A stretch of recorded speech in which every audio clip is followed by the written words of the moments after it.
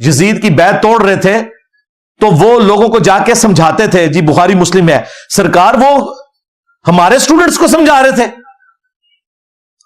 اگر ابن عمر اس زمانے میں سمجھا رہے تھے تو کسے سمجھا رہے تھے؟ اپنے لیول کے لوگوں کو, صحابہ اور تابعین کو. السلام علیکم ورحمۃ اللہ وبرکاتہ. اعوذ باللہ من الشیطان الرجیم. بسم اللہ الرحمن الرحیم. ولا تقولوا لمن يقتل في سبيل الله اموات بل احياء ولكن لا تشعرون. جی ناظرین, آج ہم جس حوالے سے گفتگو کرنے جا رہے ہیں وہ یہ ہے کہ یزید ابن معاویہ. ناظرین, آپ دیکھیں گے ہر مکتبہ فکر کے علماء ہیں, ان کے اندر کچھ جو ہیں وہ یزید کے بارے میں یعنی یزید کا دفاع بھی کرتے ہیں. اور یہ بھی بات کہتا چلوں, لیکن بات یہ ذہن میں بٹھا لیں, اگر آپ نبی پاک صلی اللہ علیہ وسلم کے نواسے حضرت حسین رضی اللہ کو تعالی عنہ کے ساتھ دل سے محبت نہیں کرتے تو آپ ایمان سے خارج ہیں یعنی فارغ ہیں. تو اگلی بات ہم کرتے چلے, یعنی آپ کو گفتگو سنوانے جا رہے ہیں مرزا علی جن حفظہ اللہ تعالیٰ کی. اور جو بات ہو رہی ہے ساتھ عطا اللہ بنیالوی جو کہ دیوبند کے عالم دین ہے, تو جو کہ یزید کے بارے میں آگ کے بارے میں گفتگو کرتے ہیں. میں چاہتا ہوں ناظرین آپ کو وہ گفتگو سنواؤں, پھر انشاءاللہ ناظرین اسی واللہ سے تھوڑی سی ہم بھی گفتگو کریں گے. تو آئیے ناظرین مل کے گفتگو سنتے ہیں. یہ پبلک سیشن نمبر 155 ہو رہا ہے, تو میں نے ارادہ کیا کہ محرم کے کانٹیکسٹ میں تھوڑی گفتگو ضرور کی جائے تاکہ لوگوں کو ریالٹی پتہ چلے. ویسے تو ہماری درجنوں ویڈیوز اس حوالے سے موجود ہیں, لیکن ہر سال میں کوئی نہ کوئی ایک آدھ ایسی ویڈیو ریکارڈ کرواتا ہوں جس کی وجہ سے حقائق کھل کر مزید سامنے آ جاتے ہیں. پچھلے محرم میں نے ویڈیو ریکارڈ کروائی تھی کربلا کیوں ہوئی, وہ آلموسٹ 2 ملین سے زیادہ لوگ دیکھ چکے ہیں. وہ ایک ماسٹر پیس ہے اس حوالے سے کہ آپ کو نٹ شیل میں ساری گفتگو سمجھ آ جائے گی. آج میں اس ٹاپک کو سکپ کرتے ہوئے ایک اور ٹاپک کو انشاءاللہ ڈسکس کروں گا, لیکن اسے ڈسکس کرنے سے پہلے آپ دیکھ رہے ہیں کہ میں نے آج جان بوجھ کر کالے کپڑے اور کالی پگڑی پہنی ہے, صرف اس لیے کہ تاکہ جو پبلک کے اندر یہ مشہور ہے کہ یہ جہنمیوں کا لباس ہے, اور پبلک سے مراد اہل سنت کی پبلک. یہ بالکل غلط چیز ہے. بہت بڑا ظلم ہے کہ آپ فرقہ واریت کی آڑ میں جو عمل سنت ہے اسے جہنمیوں والا عمل کہہ دیں, تو یہ آپ اپنی آخرت برباد کر رہے ہیں. بالکل سیدھی سی بات ہے. صحیح مسلم کے اندر حدیث موجود ہے اور اس کی راویہ ہماری ماں سیدہ عائشہ سلام اللہ علیہا ہیں. وہ کہتی ہیں کہ نبی صلی اللہ علیہ وآلہ وسلم اپنے گھر سے ایک دن اس حال میں برآمد ہوئے کہ آپ نے ایک کالے رنگ کی چادر اوڑھی ہوئی تھی, منقش, جس کے اوپر اونٹ کے کجاووں کی شکل کی ہنڈیا نما ڈیزائننگ بھی ہوئی بھی تھی. اتنے میں حسن ابن علی آئے اور نبی الاسلام نے اپنی مبارک چادر کے نیچے انہیں لے لیا, پھر حسین ابن علی, پھر سیدہ فاطمہ اور پھر سیدنا علی, ان چاروں کو اپنے ساتھ چادر کے نیچے لیا. یہ کتنا غیر معمولی واقعہ ہے. اور راویہ کون ہے؟ اما عائشہ, اگرچہ وہ اس چادر کے نیچے نہیں ہے, پھر بھی انہوں نے اہل البیت کی شان بیان کرتے ہوئے کوئی کنجوسی نہیں کی. امہات المومنین بھی اہل البیت میں ہیں آنری طور پر, لیکن اصلاً اہل البیت وہ ہیں جو نبی الاسلام کے خون کے دودھ کے رشتے کے لوگ ہیں. دونوں کو ہم اہل البیت مانتے ہیں الحمدللہ. ہم نہ رافضی ہیں اور نہ ناصبی ہیں. پھر نبی صلی اللہ علیہ وآلہ وسلم نے قرآن کی آیت پڑھی, انما یرید اللہ لیذھب عنکم الرجس اہل البیت ویطہرکم تطہیرا. اے نبی کے گھر والو, اللہ تو بس اتنا ہی چاہتا ہے کہ تم سے ہر طرح کی ناپاکی دور کر دے اور تمہیں خوب صاف ستھرا کر دے. یہیں سے وہ 5 تن پاک کا کانسیپٹ آیا. اسے حدیث کسا کہتے ہیں. یہ اہل سنت کے ہاں بھی ہے, اہل تشیع کے ہاں بھی. چادر والی حدیث, 5 تن پاک کا کانسیپٹ آیا.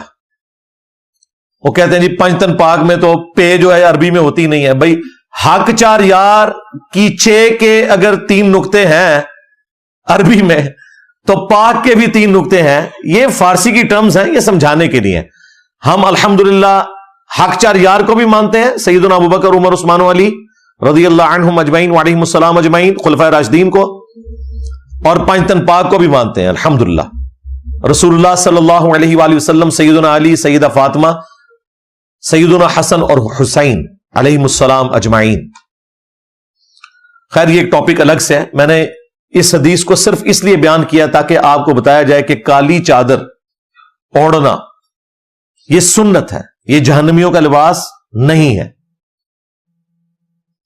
نعتوں میں تو انہوں نے کالی کملی والے پڑھ لیا اور ویسے کہہ دیا جی کالا لباس جہنمیوں کا لباس ہے, صرف فرقہ واریت کی لعنت کی وجہ سے. پھر صحیح مسلم میں حدیث ہے, اسما بنت ابی بکر جو سیدہ عائشہ کی بڑی بہن تھی, فوت یہ بعد میں ہوئی, انہوں نے نبی الاسلام کی وفات کے کافی عرصے کے بعد ایک کرتا نکالا. ایٹ لیسٹ یہ 50 سال بعد کی بات ہے, کیونکہ سیدہ عائشہ بھی فوت ہو چکی ہوئی تھی. وہ کہتی ہیں کہ یہ نبی الاسلام کا کسروانی طیالسی کالا جبہ ہے, یعنی پرشین امپائر کا کالا جبہ. جس طرح سندھی اجرک ریڈ ہوتی ہے, پرشین امپائر کا جبہ کالا. یہ کالا جبہ نبی الاسلام پہنا کرتے تھے, اور ہم اس کا دھون مریضوں کو شفا کے لیے دیتے ہیں. تو نبی الاسلام کا پورا لباس کالا, یعنی آپ کا جو جبہ مبارک ہے, کرتا مبارک ہے, وہ کالا, اور اوپر چادر بھی کالی. یہ 2 چیزیں میں نے ثابت کر دی. ایک اور حدیث صحیح مسلم کے اندر ایک صحابی کہتے ہیں کہ مجھے وہ منظر آج بھی یاد ہے, گویا کہ میں رسول اللہ کو دیکھ رہا ہوں کہ آپ صلی اللہ علیہ وآلہ وسلم ممبر پہ اس حال میں آئے کہ آپ نے کالی پگڑی پہنی ہوئی تھی. نبی الاسلام جمعے کا خطبہ کالی پگڑی میں دیا کرتے تھے, جنگ کے موقع کے اوپر کالی پگڑی باندھا کرتے. ایک اور حدیث صحیح مسلم میں جابر بن عبداللہ کہتے ہیں نبی الاسلام فتح مکہ کے دن اس حال میں مکہ شریف میں داخل ہوئے کہ آپ نے احرام نہیں پہنا ہوا تھا, اور کالے رنگ کی پگڑی آپ نے سر مبارک پہ پہنی ہوئی تھی. تو کالے رنگ کی پگڑی, چادر, جبہ, سب کچھ ثابت ہو گیا.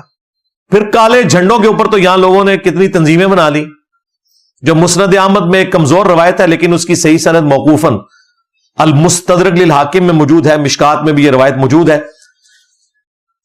صوبان جو صحابی تھے نبی الاسلام کے آزاد کردہ غلام, ان کا قول صحیح سند کے ساتھ ہے کہ نبی صلی اللہ علیہ وآلہ وسلم نے فرمایا, وہ کہتے ہیں کہ جب تم خراسان سے کالے جھنڈے آتے ہوئے دیکھو تو ان کا استقبال کرنا, ان میں اللہ کا خلیفہ مہدی ہوگا. یعنی خلیفۃ اللہ مہدی کا جھنڈا بھی کالا ہوگا. تو جہنمیوں کے ساتھ اس کا کوئی لینا دینا نہیں ہے. یہ جعلی روایتیں ہیں, خام خواہ خود سے گھاڑ کے منسوب کر دی گئیں, اور جو حدیثیں بخاری مسلم میں لکھی ہوئی تھی انہیں انہوں نے پس پش ڈال دیا. یہ میں نے آپ کو اس فرقہ وارانہ دیگ کا ایک چاول کا دانہ آپ کو چکھایا ہے, یعنی کالے رنگ کے اوپر کتنی بڑی ایک پالیٹکس کھڑی ہوئی ہے. ان بے شرموں کو یہ شرم نہیں آئی کہ غلاف کعبہ کالا ہے. اگر یہ جہنمیوں کا لباس تھا اور اللہ تعالیٰ کو نفرت تھی تو غلاف کعبہ کالا نہ ہوتا. اور یہ نبی الاسلام سے پہلے سے غلاف کعبہ چڑھتا ہے, بخاری مسلم میں آیا ہے, اور وہی کنٹینیو آگے ہوا ہے کالے رنگ کا ہی. اور کالے میں برکت یہ ہوتی ہے کہ میلا کم ہوتا ہے, سفید کلر یا دوسرے کلر وہ جلدی میلے ہو جاتے ہیں. وہ بھی ثابت ہے, المستدرک للحاکم میں موجود ہے. حضرت عبد الرحمن بن عوف کہتے ہیں کہ میں نے کالی پگڑی باندھی ہوئی تھی, تو نبی الاسلام نے وہ پگڑی اتار کے مجھے سفید کلر کی پگڑی باندھی, ایک امن کے نشان کے طور پر, کیونکہ وہ جنگ کے لیے نبی الاسلام کے نمائندہ بن کے جا رہے تھے. اور اپنے مبارک ہاتھوں سے سفید پگڑی باندھ کے ایک چپے کے برابر اس کا شملہ چھوڑا, جس طرح یہ میں چھوڑتا ہوں. ایک چپے کے برابر بھی چھوڑ سکتے ہیں, لمبا بھی چھوڑ سکتے ہیں. نبی الاسلام سے 2 شملے چھوڑنا بھی ثابت ہے, دائیں اور بائیں. وہ جو میں نے حدیثیں آپ کو مسلم شریف کی بتائی فتح مکہ کے موقع پہ, اس میں 2 شملوں کا ذکر ہے. بہرحال شملہ ضرور چھوڑنا ہے, یہ سنت مبارکہ ہے. छोटा हो, बड़ा हो, एक हो, दो हो। तो वहां अब्दुर्रहमान बिन औफ को नबी इस्लाम ने सफेद पगड़ी बांधी। इसका गलत रिजल्ट निकाल लिया शिया ने। उन्होंने कहा कि जो सैयद हैं वो सिर्फ काली पहन सकते हैं, अदर देन सैयद जो है वो सफेद पहनेंगे, इसीलिए अब्दुर्रहमान बिन औफ को उनकी काली पगड़ी उतरवा ली थी नबी इस्लाम ने। ये बिल्कुल गलत बात है। वो बेसिकली नबी इस्लाम की तरफ से सफीर बन के जा रहे थे। सफेद कलर एक अमन का निशान तस्वुर किया जाता था, काला रंग जो है वो एक जंगी इलामत थी। नबी इस्लाम ने उन्हें सफेद पगड़ी बांधी। इसलिए आप देखते हैं कि आजकल जो शिया आलिम आपको सफेद पगड़ी में नजर आए, आप समझ लेंगे सैयद नहीं है। हां, साजिद नकवी साहब हमेशा काली पगड़ी बांधेंगे, जवाद नकवी साहब काली पगड़ी बांधेंगे क्योंकि सैयद हैं। अमीन शहीदी साहब जो हर चैनल पे आपको नजर आते हैं, उनको आप काली पगड़ी में कभी नहीं देखेंगे, हमेशा सफेद होगी। यानी ये इतनी बड़ी फिरका वराना, यानी एक फिरके के अंदर दो सोचें बनाती हैं कि सैयद जो है वो काली बांधेगा, गैर सैयद सफेद बांधेगा। और भाई सैयद हो गैर सैयद हो, दोनों के लिए काली हो सफेद हो ये सुन्नत है, कोई भी बांध सकते हैं। अब उस टॉपिक की तरफ आ जाए जो मैंने आज स्पेशल टॉपिक के तौर पर डिस्कस करना है, लेकिन तफसील में जाने से पहले एक दफा दुरूशी पढ़ लें। अल्लाहुम्मा सल्ली अला मुहम्मद व अला आलि मुहम्मद व अस्हाबि मुहम्मद व अज़वाजि मुहम्मद व उम्मति मुहम्मद अजमईन इला यौमिद्दीन, आमीन। आज इंशाअल्लाह ताला मेरे भाइयों हम यजीद इब्न मुआविया से मुतल्लिक जो नासबी या यजीदी लोग 10 झूठे दिफा करते हैं, मैं इंशाअल्लाह उन्हें कवर करूंगा। मैंने मुख्तलिफ वीडियोस में इनके झूठ ये पकड़े हैं, लेकिन एक जगह रिकॉर्डिंग में ये आ जाएंगे और ताजा ताजा जरा इनको खुराक भी मिल जाएगी। मुहर्रम का एक महीना है, एक माहौल भी बना हुआ है, वो एक इंटेलेक्चुअल तरतीब के साथ मैं ये 10 झूठे दिफा इनके बयान करूंगा जो उम्मत को ये धोखा देते हैं। जब ये फंस जाते हैं, उनका जवाब कुरान और सुन्नत की रोशनी में कैसे देना है वो आपके सामने होगा। तो इंशाअल्लाह ताला इनकी शैतानी चालों पे गलबा पाना आपके लिए आसान होगा। पहला झूठा दिफा ये करते हैं, वो कहते हैं कि जी ये बनु उमैया को या यजीद इब्न मुआविया को डिस्कस करना ये कोई जन्नत या जहन्नम का मसला नहीं है, इसलिए इस टॉपिक को डिस्कस करना कोई जरूरी नहीं है। वाह, कल तक तो आप लोग शिया को जहन्नमी डिक्लेयर करने के लिए हमें खुद ही बताते थे कि सैयदना अली का कौल है जो सही सनद से साबित है, नबी इस्लाम से भी साबित है, लेकिन वो रवायत कमजोर है। जो हजरत अली का कौल सही सनद से फजाइल सहाबा अहमद बिन हंबल की किताब में मौजूद है, और शिया के यहां भी नहजुल बलागा में मौला अली का यह कौल मौजूद है। यह सुन्नी और शिया दोनों के यहां है कि सैयदना अली ने कहा कि मेरी वजह से 2 फिरके गुमराह होंगे, एक मेरी मोहब्बत में गुरू करके, एक मेरी दुश्मनी में। और मेरी वजह से यानी मुझे बुनियाद बनाएंगे, उसमें हजरत अली का कसूर नहीं है, जिस तरह के हजरत ईसा इब्न मरियम का कोई कसूर नहीं है कि यहूदियों ने उनको गालियां दी और क्रिश्चियंस ने उनकी शान बढ़ा दी। तो मुझे बुनियाद बना के 2 फिरके जहन्नम में चले जाएंगे, एक मेरी मोहब्बत में गुलूफ करके, एक मेरी दुश्मनी में। कल तक ये सारे मौलवी हमें बताते थे कि देखा ये 2 फिरके जहन्नम में जाएंगे, तो मोहब्बत में गुलूफ करने वाले ये शिया राफजी हैं। जब हम पूछते थे ये दूसरे कौन है, अल्लाह माफी दे आपा नहीं, वो खारजियों का एक गिरोह था ना।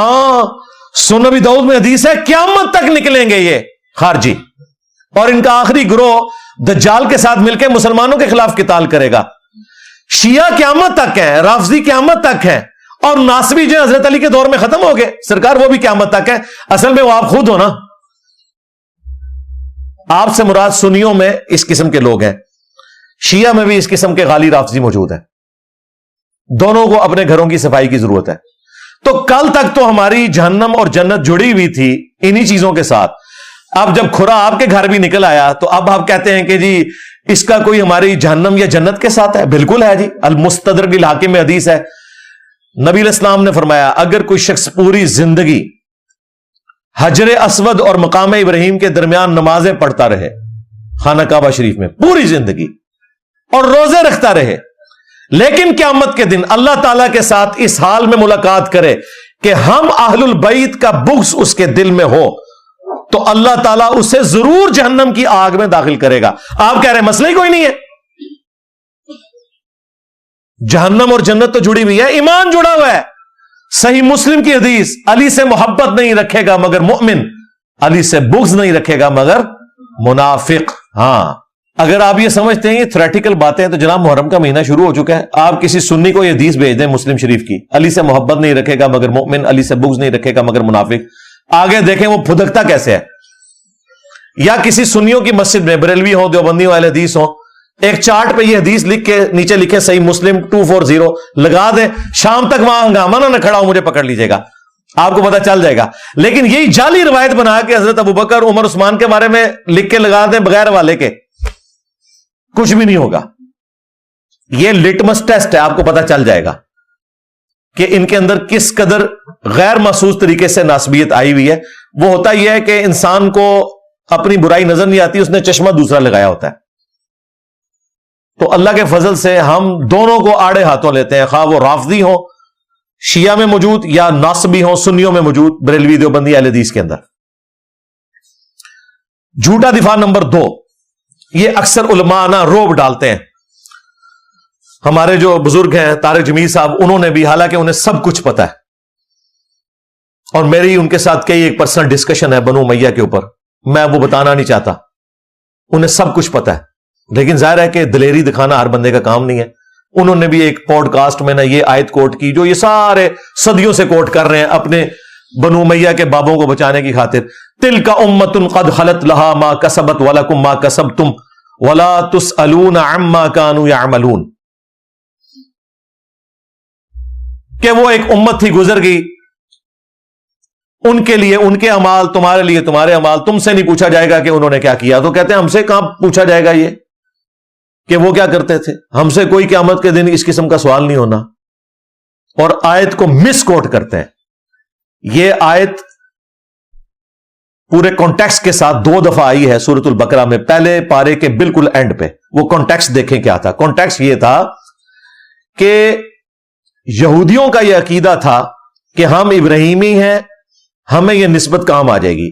نصرانیوں کا بھی یہ کہنا تھا ہم ابراہیمی ہیں, ہمیں یہ نسبت کام آئے گی. تو اللہ تعالیٰ فرمایا تلک امۃ قد خلت, وہ ایک امت تھی نیک اعمال کرنے والی, اس میں امپلائڈ تھا, وہ گزر چکی. لہا ما کسبت ولکم ما کسبتم, جو نیک اعمال انہوں نے کیے وہ اپنے ساتھ لے گئے, تمہارے لیے تمہارے نیک اعمال ہیں. تم سے نہیں پوچھا جائے گا کہ انہوں نے کیا نیکیاں کی, تم سے یہ پوچھا جائے گا تم نے کیا نیکیاں کی. برائیوں کا تو ذکر ہی نہیں تھا. لہا ما کسبت, اگر یہاں ہوتا نا علیہا ما کسبت تو پھر وہ گناہوں والا آنا تھا کہ ان پر ان کی برائیوں کا وبال اور تم پر تمہاری برائیوں کا وبال. تم سے نہیں پوچھا جائے گا انہوں نے کیا برائیاں کی. یہاں نیک اعمال کا ذکر تھا کہ تم سے نہیں پوچھا جائے گا کہ ابراہیم علیہ السلام نے کون سے نیک اعمال کیے, وہ اپنے اعمال ساتھ لے کے تم سے تمہارے اعمال کے بارے میں پوچھا جائے گا. ان ظالموں نے کس طرح مس کوٹ کیا, قرآن کی تعریف کی. پرانوں نے بھی کی, آج والے آج تک کر رہے ہیں, حالانکہ انہیں سب کچھ پتا ہے. قرآن و سنت کی روشنی میں انہیں پتا ہے کہ یہ معاملہ کتنا گمبھیر تھا. تلک امۃ قد خلت, یار یوسف علیہ السلام کے جو بھائی ہیں وہ تلک امۃ قد خلت نہیں ہے. تمہاری نظر میں قرآن میں ان کی غیبت کیوں آئی ہوئی ہے؟ تم جن کو بچا رہے ہو وہ تو سنگل صحابی ہیں, اور وہ بھی 3 بندے ہی ہیں جن کے پیچھے تمہیں ساری مصیبت پڑی ہوئی ہے. کہتے ہیں جی صحابہ کے خلاف بولتا ہے. اللہ کے بندو, 1 لاکھ صحابہ میں سے 3 بندے اگر کوئی کام کریں تو صحابہ ہو گئے وہ, اور باقی جو ان کے خلاف ہیں وہ صحابہ نہیں ہے, وہ تو خلفائے راشدین ہیں. 3 بندوں کا مسئلہ تھا, معاویہ ابن ابی سفیان, مغیرہ ابن شعبہ, عمرو بن عاص رضی اللہ عنہم اجمعین. ہم تو احترام سے نام لیں گے. ان کو پورے صحابہ بنا دیا انہوں نے. اور دوسری طرف خلفائے راشدین, اصحاب بدر, اصحاب شجرہ, جو ان کی وجہ سے شہید ہوئے, قتل ہوئے, یہ لوگ ان کے ساتھ کھڑے ہوئے. ہم کہتے ہیں احترام اپنی جگہ, لیکن غلط ہے. یہ تو سنگل صحابی تھے نا. حضرت یوسف علیہ السلام کے جو بھائی ہیں وہ ڈبل صحابی ہیں. حضرت یعقوب ان کے والد کے بھی صحابی ہیں, حضرت یوسف علیہ السلام کے بھی. صحابی ہیں. آج تک برادران یوسف کی مثال دی جاتی ہے. قرآن میں ہم پڑھتے ہیں کہ انہوں نے اپنے بھائی کے ساتھ کیا کیا تھا. تو یہ غیبت ہوگی. اللہ کو نہیں پتا تھا تلک امۃ قد خلت. اللہ نے قرآن میں اس لیے نازل کیا تاکہ آنے والے لوگوں کے لیے عبرت ہو. ہمارے باپ کی غلطی اللہ نے 7 جگہ ذکر کر دی, اور سورۃ الاعراف میں یہاں تک کہا کہ ہم آدم علیہ السلام کی غلطی اس لیے بیان کر رہے ہیں تاکہ اے اولاد آدم دیکھنا تمہارے ماں باپ کو جس طرح ورگلا دیا تھا شیطان نے, تمہیں نہ ورگلا دے. ان کے کپڑے اتروا دیے تھے شیطان نے. یہ بھی الفاظ ہے. تو کیا حضرت آدم علیہ السلام تلک امۃ قد خلت نہیں تھے؟ جی تاریخی باتیں. اور جناب قرآن میں بھی تاریخی لکھی ہوئی ہے. تاریخی باتیں نہیں حدیث کی کتابوں میں ہے. قرآن میں جو تاریخ آئی ہے اور بخاری مسلم میں آئی ہوئی ہے تاریخ, وہ صرف تاریخ نہیں ہے, وہ حدیث ہے. حدیثوں کے ساتھ ذکر ہوئی ہوئی ہے. یہ 2 نمبریاں کر رہے ہیں, چھوڑ دیں.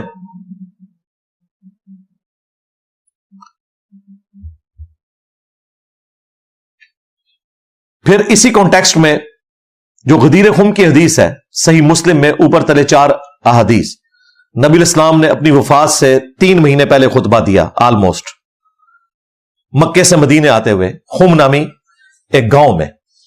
الفاظ ہی کنکلوڈنگ ہے. اے لوگوں آگاہ ہو جاؤ, میں بھی ایک انسان ہوں, قریب ہے کہ اللہ کا قاصد یعنی موت کا فرشتہ میرے پاس آئے اور میں اس کی دعوت قبول کر لوں.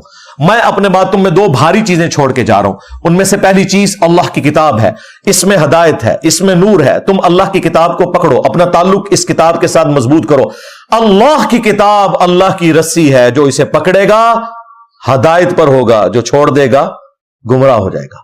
وَاعْتَصِمُوا بِحَبْلِ اللَّهِ جَمِيعًا وَلَا تَفَرَّقُوا. یہ ہے اللہ کی رسی. جو یہ کہتے ہیں جی وہ رسی میں اتنے بل ہوتے ہیں, ایک بزرگوں کا بل ہے, ایک فلاں کا بل ہے, اور لے جاؤ. اللہ کے نبی کہہ رہے ہیں قرآن اللہ کی رسی ہے. تہاڈی تشریحاں, تہاڈیاں تفسیراں تہاڈے منہ تے. پھر فرمایا دوسری بھاری چیز میرے اہل البیت ہیں.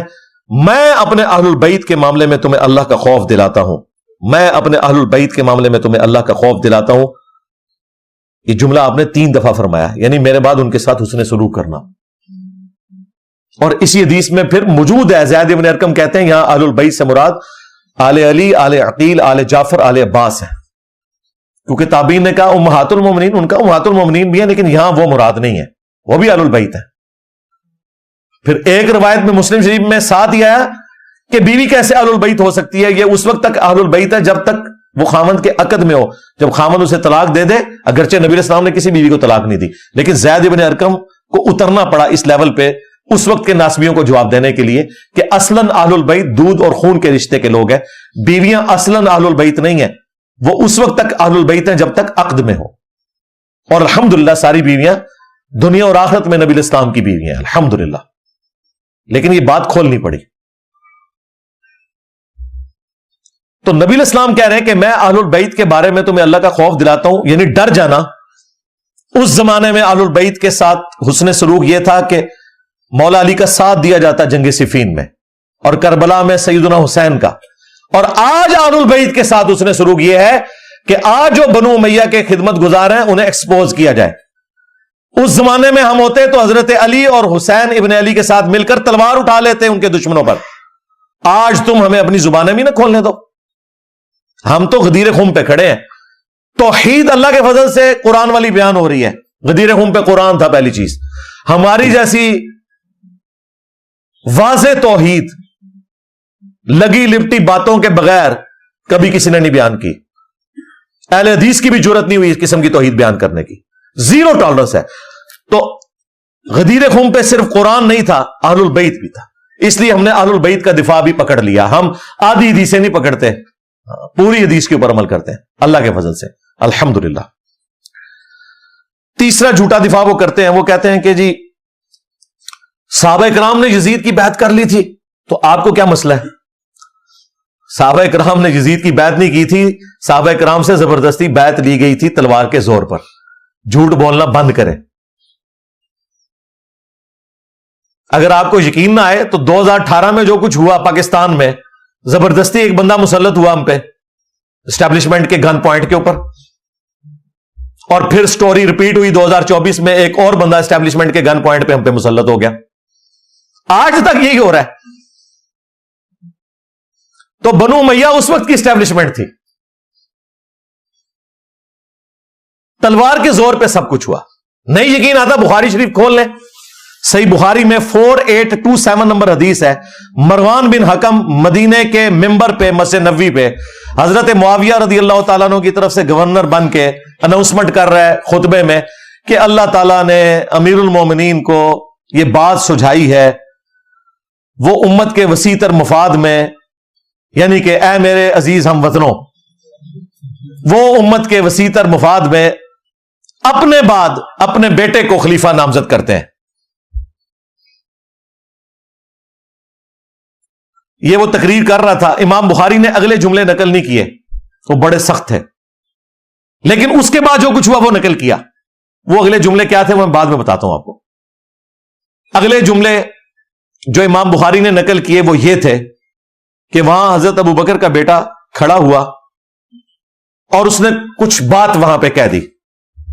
وہ کیا بات کی وہ پھر امام بخاری نے سکپ کر دی. پھر اس سے اگلے جملے امام بخاری نے نقل کیے جسے پتا چل گیا کہ وہ بات کوئی ایسی تھی کہ اسے آگ لگ گئی. مروان نے کہا گرفتار کرو اسے, پکڑ لو اس کو. وہ فوراً سے مسجد نبوی میں ایڈجسٹنٹ جو حجرہ عائشہ تھا جہاں ان کی بہن موجود تھی وہاں داخل ہو گئے. اور یہ پاکستان کے کیس میں جو سگا بھائی ہے نا یہ وہ تھے, یعنی حضرت ابو بکر کی وہ بیوی جو حضرت عائشہ کی والدہ تھی وہی ان کی بھی والدہ تھی عبد الرحمن بن ابی بکر کی. یہ سگے بہن بھائی تھے. ان کے پاس چلے گئے. اب ظاہر مروان یہ کام نہیں کر سکتا تھا, مسلمانوں نے پھر احتجاج کرنا تھا کہ یہ کیا حرکت کر رہے ہو. باہر سے اس نے کہا اوے ابو بکر کے بیٹے تیرے بارے میں قرآن میں آیت نازل ہوئی تھی نا کہ یہ کافر کہتا ہے کہ میرے ماں باپ جو مجھے یہ کہتے ہو کہ مرنے کے بعد دوبارہ زندہ کیا جاؤں گا, یہ اگلے لوگوں کی کہانی ہے. ابو بکر کے بیٹے کہ تیرے بارے میں قرآن میں آیت نازل ہوئی تھی. توبہ توبہ. یہ بنو امیہ کے خدمت گزار یہ ہیں گستاخان خلفائے راشدین. جب اس نے یہ بات کی تو سیدہ عائشہ اندر تڑپ اٹھی. انہوں نے کہا اس کو خاموش ہو جا, آل ابی بکر کے بارے میں کوئی قرآن کی آیت نازل نہیں ہوئی سوائے جو میری برات میں سورہ نور کی آیات نازل ہوئی تھی جب مجھ پہ جھوٹی تہمت لگائی گئی. بخاری میں اتنا آتا ہے, المستدرک للحاکم میں اور المعجم الکبیر طبرانی میں اور باقی کتابوں میں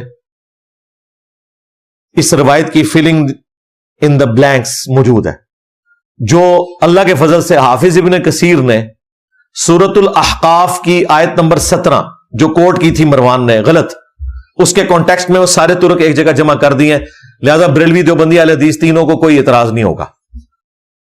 وہ فل ان دا بلینک یہ تھی کہ اس وقت مروان نے یہ کہا کہ ابو بکر نے بھی تو عمر کو خلیفہ نامزد کیا تھا نا, تو حضرت معاویہ اپنے بیٹے یزید کو بنانا چاہتے ہیں. دیکھو کیا ان کی اینالوجی دیکھیں. تو وہ اس پہ حضرت ابو بکر کا بیٹا کھڑا ہوا تھا کیونکہ ظاہر ہے اس نے کہا کہ بنانا تھا تو مجھے بناتے ہیں نا, مجھے تو نہیں بنایا. تو کون سی مشرق سے اٹھا کے مثال مغرب میں پھینک رہا ہے.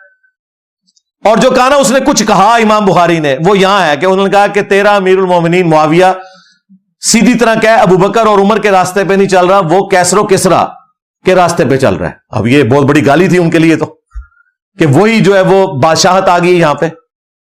اس پہ پھر اس نے کہا پکڑو انہوں.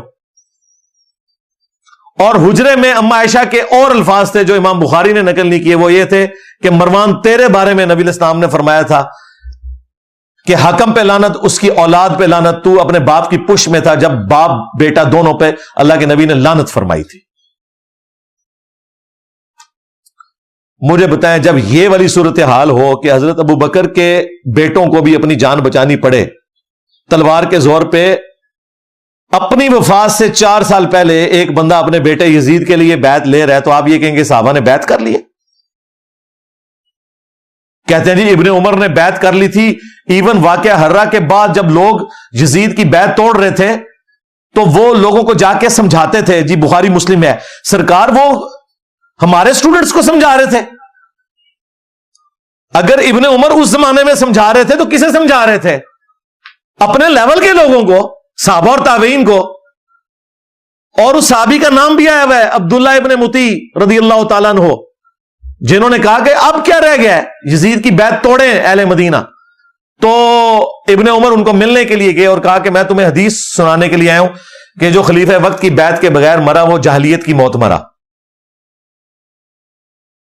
وہ کہتے ہیں جی ابن عمر نے چونکہ بیعت کر لی تھی، وہ بھی مجبوراً کی تھی، انہوں نے وہ جس طریقے سے کی تھی، انیشلی تو انکار کیا تھا. دوسرا، ابن عمر جب یہ بات کر رہے تھے تو وہ یہ بھول گئے کہ حضرت علی کی بیعت تو ابن عمر نے خود نہیں کی ہوئی تھی، تو اس وقت وہ جاہلیت پہ تھے. یہ لاجیکلی ان کی بات درست نہیں تھی، ورنہ تو خود اس فتوے کی زد میں آ رہے تھے. ہم تو عبداللہ ابن متی اور باقی لوگوں کے ساتھ ہیں، ابن عمر کا یہ موقف غلط تھا.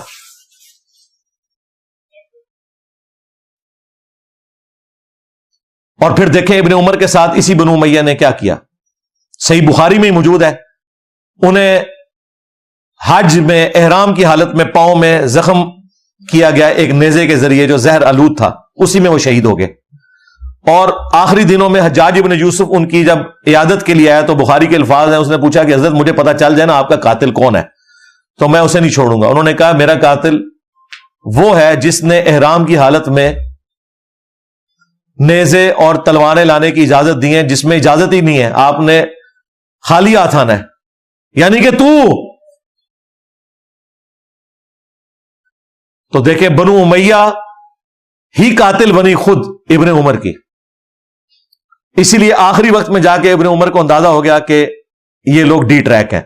المستدرک للحاکم میں یہ حدیث موجود ہے، مجموع الزوائد میں موجود ہے. امام حیثمی جو ابن حجر اسقلانی کے استاد ہیں، انہوں نے مجموع الزوائد میں اس کی سند کو صحیح کہا کہ ابن عمر آخری عمر میں افسوس کرتے تھے اور وہ کہتے تھے کہ مجھے نماز روزہ چھوڑنے کے اوپر کوئی افسوس نہیں، میں نے اس طرح کا کوئی کام نہیں کیا سوائے ایک چیز کے کہ میں نے حضرت علی کے ساتھ مل کر فی باغیہ کے خلاف قتال نہیں کیا، اس باغی گروہ کے خلاف جو مجھے کرنا چاہیے تھا. کون سا باغی گروہ؟ جو بخاری میں ہے، عمار تجھے ایک باغی جماعت قتل کرے گی، تو انہیں اللہ اور جنت کی طرف بلائے گا، وہ جماعت تجھے جہنم کی طرف بلائے گی. یعنی حضرت علی کی جماعت کو نبی الاسلام نے جنت کی طرف بلانے والی جماعت اور ان کے مخالفین کو جہنمی جماعت نہیں کہا، جہنم کی طرف بلانے والی، کیونکہ خلیفۃ المسلمین کی مخالفت. یہ ایک الگ سے ٹاپک ہے، میری کئی ایک ویڈیوز ہیں، وہ پچھلی والی ویڈیو دیکھ لیں، پچھلے محرم والی، کربلا کیوں ہوئی. تو آپ یہ دیکھیں، یہ بالکل واضح احادیث ون سائیڈڈ مقدمہ پیش کر رہی ہیں.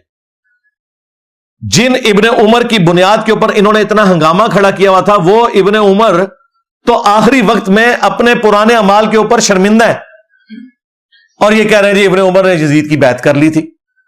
جو مخالفین تھے ابن عمر کے وہ بھی صحابہ اور تابعین تھے، ان کی رائے کا کوئی احترام نہیں کرتے. یعنی میٹھا میٹھا ہاپا ہفتے کوڑا کوڑا تھو تھو، اسی کے اوپر کہا جاتا ہے. اسی کانٹیکسٹ میں بخاری میں ایک حدیث ہے، حضرت عمر نے پہلے ہی پیش گوئی کر دی تھی، 6830. حضرت عمر نے جب آخری حج اپنا کیا، اس کے بعد ان کو اگلا سال نصیب نہیں ہوا، تو وہاں منا میں حضرت عمر تک کسی نے یہ بات پہنچائی کہ لوگ یہاں چیما گوئیاں کر رہے ہیں کہ جب عمر مر جائے گا تو ہم فلاں شخص کو اپنا خلیفہ چن لیں گے. حضرت عمر کو اتنا غصہ آیا، انہوں نے کہا میں ادھر ہی خطبہ دوں گا کہ مسلمانوں کے مشورے کے بغیر انہوں نے پہلے ہی طے کر لیا کسے خلیفہ بنانا ہے. تو عبد الرحمن بن عوف نے کہا کہ حضرت یہاں ہر طرح کے لوگ آئے ہوئے ہیں، آپ مسجد نبوی میں جا کے خطبہ دیں. یہ چند لوگوں کے سامنے بات ہوئی ہے، آپ اس کو عام نہ کریں. اور میں دعوے سے کہتا ہوں کہ اگر یہ یوٹیوب پہ کلپ آیا ہوتا نا اس زمانے میں، تو حضرت عمر نے اسی ٹائم یوٹیوب پہ کلپ اپنا چڑھانا تھا، ریپلائی ٹو کر کے. خیر مدینہ شریف آئے، ابن عباس کہتے ہیں کہ میں ممبر کے اتنے قریب تھا کہ میرا گھٹنا ٹچ کر رہا تھا اور میں ساتھیوں سے کہہ رہا تھا آج حضرت عمر نے پھٹے چک دینے نے، بڑے غصے اس نے.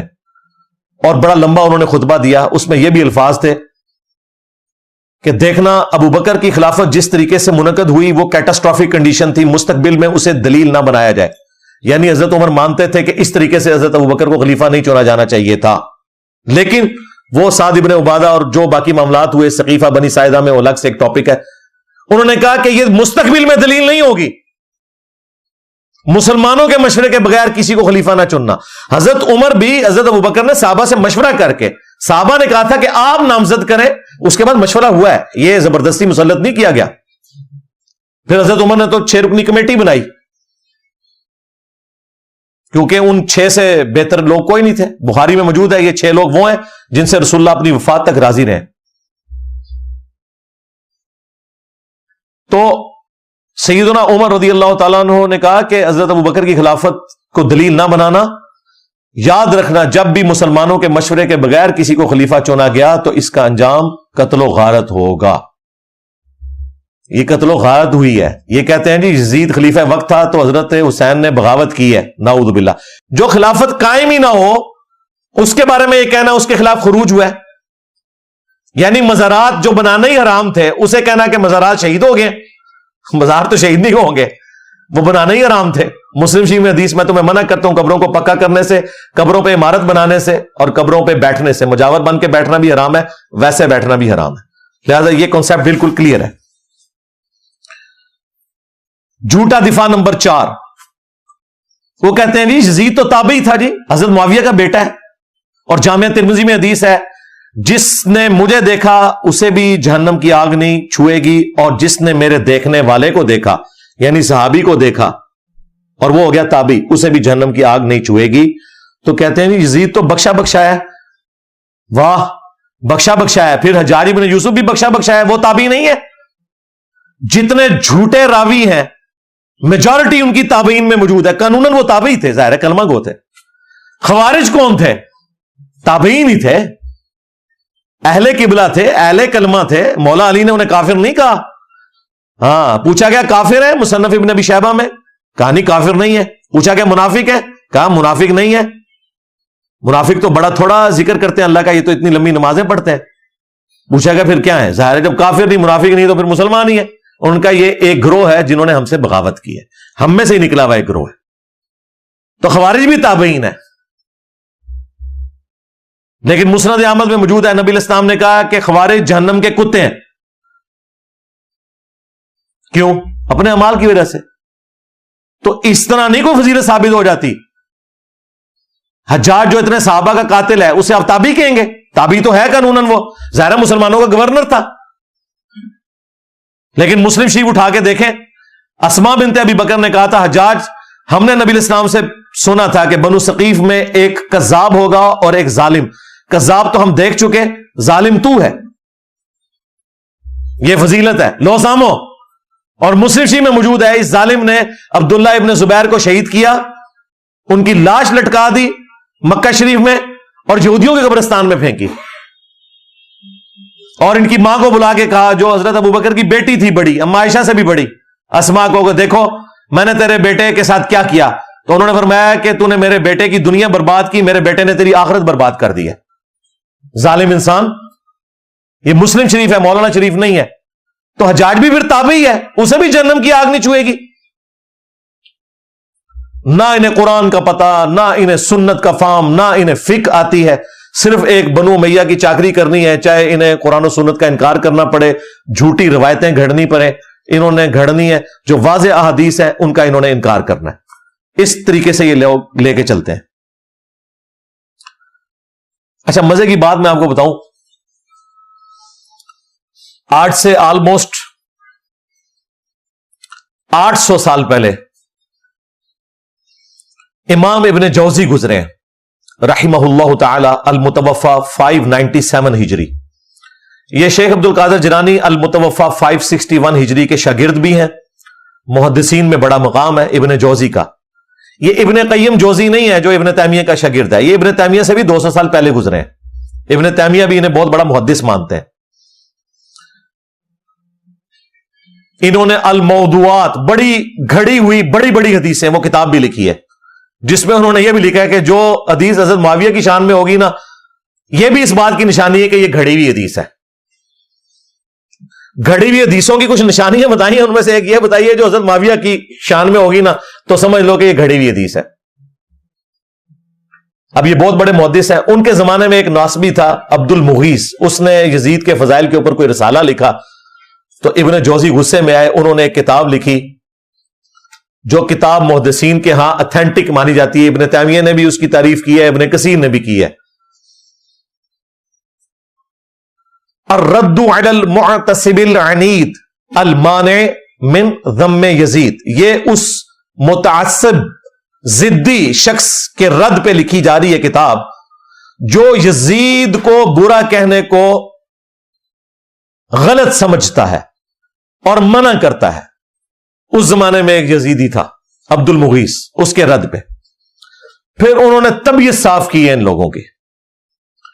اس میں جب ایک دلیل یہ لی گئی نا کہ یزید جو ہے وہ حضرت معاویہ کا بیٹا ہے اور حضرت معاویہ کے لیے ترمذی میں روایت ہے اے اللہ اسے ہادی اور مہدی بنا, انہوں نے کہا یہ تو روایتی جعلی ہے, اس کی بنیاد کے اوپر تم یہ کلیم کر رہے ہو کہ ان کا یہ ڈیسیژن کرنا کہ یزید کو انہوں نے خلیفہ صحیح بنایا تھا. انہوں نے کہا یہ تو روایتی جعلی ہے. پھر انہوں نے روایت کے اوپر بحث کی.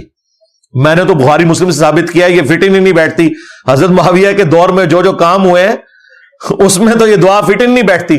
پھر انہوں نے کہا کہ اگر یہ حدیث کوئی صحیح بھی مانتا ہے تب بھی کوئی گارنٹی نہیں کہ نبی الاسلام کی یہ دعا قبول ہوئی ہو, کیونکہ نبی الاسلام کی کئی دعائیں اللہ نے واپس بھی کی ہیں. بخاری مسلم میں آئے آپ نے دعا کی تھی کہ میری امت آپس میں نہ لڑے, اللہ تعالیٰ نے واپس کر دی. انہوں نے کہا کیا گارنٹی ہے.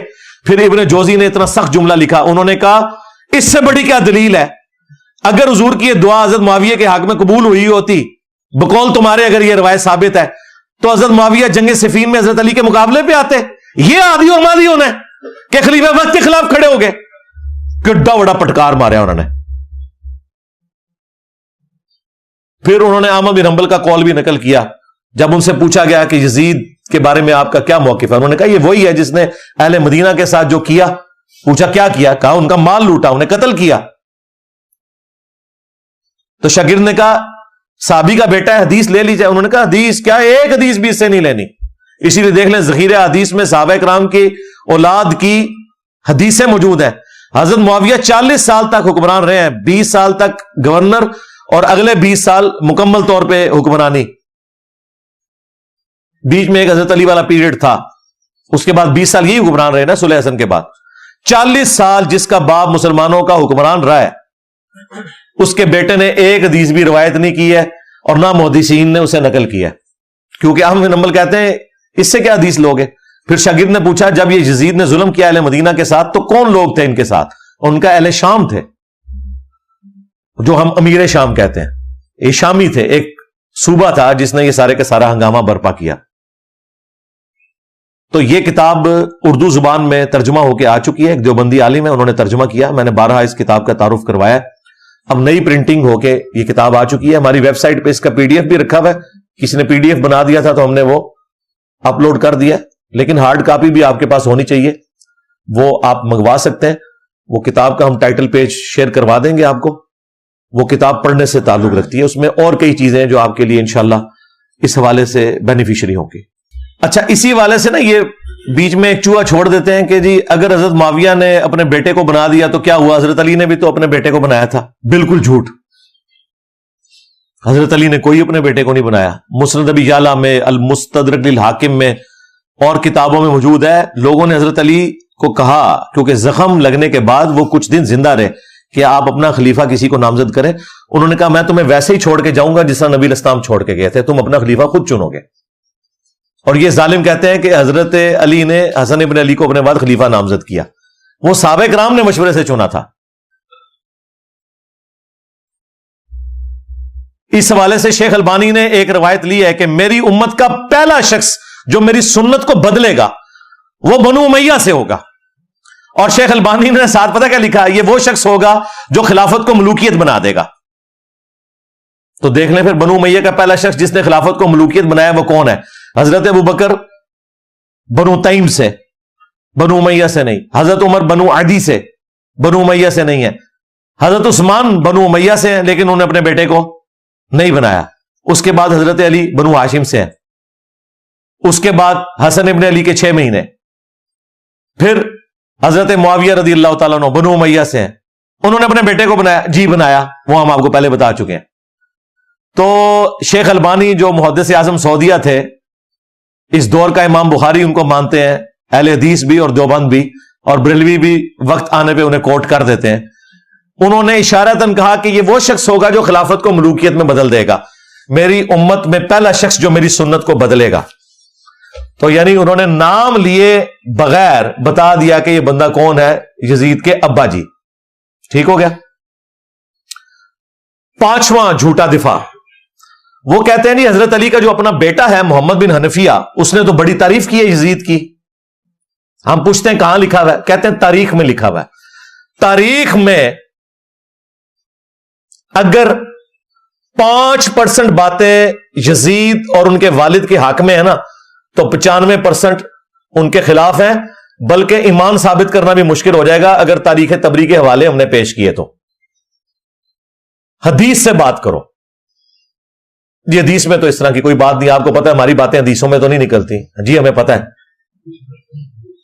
یہی تو ہم رونا رو رہے ہیں، لیکن وہ تاریخ میں تو ہے جی۔ ہم کہتے ہیں وہ جو تاریخ تم پیش کر رہے ہو وہی پوری پڑھ کے بتا دو، ابن کثیر نے نقل کی ہے یہ مردود روایت، لیکن یہ روایت پوری نہیں پڑھ سکتے، وہ ان کے گاٹے فٹ ہو جائے گی۔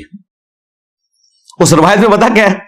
عبداللہ ابن مطیع صحابی محمد بن حنفیہ کے پاس آتے ہیں جو تابعی ہیں، جو حضرت علی کے بیٹے ہیں حنفیہ نامی عورت سے، انہیں آگے کہتے ہیں کہ حضرت آپ کا بھائی حسین شہید ہو گیا، یزید حکمران بن گیا،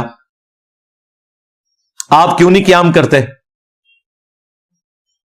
تو ساتھ ہی کہا کہ اہل مدینہ میں سے کچھ لوگ شام سے آئے ہیں، انہوں نے یزید کو اس حال میں پایا ہے کہ وہ تارک الصلاح ہے، وہ شراب پیتا ہے اور کتاب و سنت سے تجاوز کرتا ہے۔